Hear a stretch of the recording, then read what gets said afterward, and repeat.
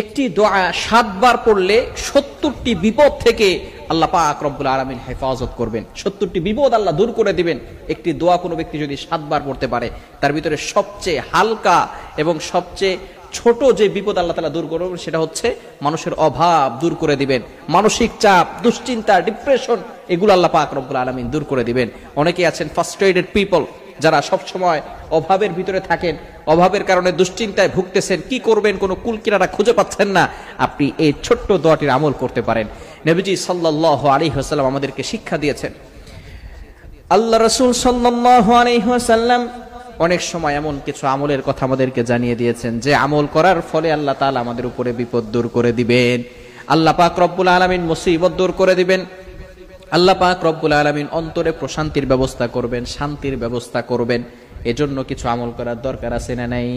অবশ্যই আমরা আমল করার চেষ্টা করব। আমরা আমল ছেড়ে দিয়েছি, মসজিদেই আমরা যেতে চাই না, আল্লাহ তাআলার ফরজ বিধান আমরা ছেড়ে দিয়েছি। কিভাবে আমাদের উপরে শান্তি আসবে, কিভাবে সুখ আসবে?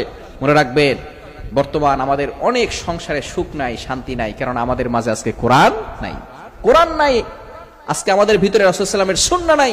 এজন্য ঘরের ভিতরে আজকে শান্তিও নাই, ঠিক কিনা বলেন? ঘরের ভিতরে আজকে শান্তি নাই, আজকে অভাব অনটন লেগেই থাকে। অনেক সময় মেয়েটা অসুস্থ হয়ে যায়, ছেলেটা অসুস্থ হয়ে যায়, টাকা পয়সা এত ইনকাম করি থাকে না, টাকা পয়সা কোথায় যায়, কোনো বরকত নাই। এই সব সমস্যার সবচেয়ে মূল ভূমিকা হচ্ছে আজকে আমরা কোরআনকে ছেড়ে দিয়েছি। এজন্য আসুন রাসূল সাল্লাল্লাহু আলাইহি ওয়াসাল্লামের সুন্নাহ অনুযায়ী আমরা আমল করার চেষ্টা করি।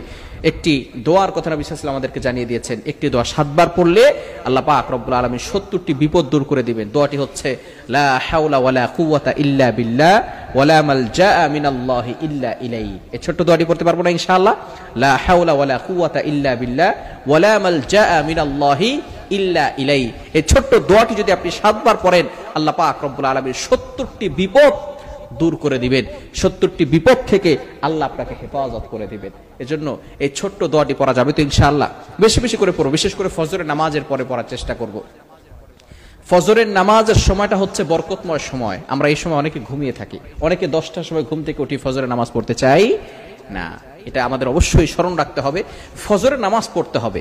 অনেকে আছে ফজরের নামাজ পড়ে না এবং ফজরের নামাজ না পড়ে একেবারে জোহরের সময় ফজরের নামাজ মিলিয়ে পড়ে।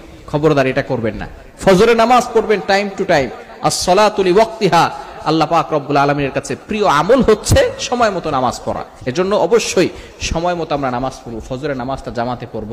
আমরা আল্লাহ তাআলার পক্ষ থেকে ফায়দা নিব, আল্লাহ পাক রব্বুল আলামিনের কাছ থেকে আমরা পুরস্কার নিতে চাই, আমরা অভাব দূর করতে চাই, আল্লাহ পাক রব্বুল আলামিনের কাছ থেকে আমরা আমাদের সংসারে সুখ আনতে চাই।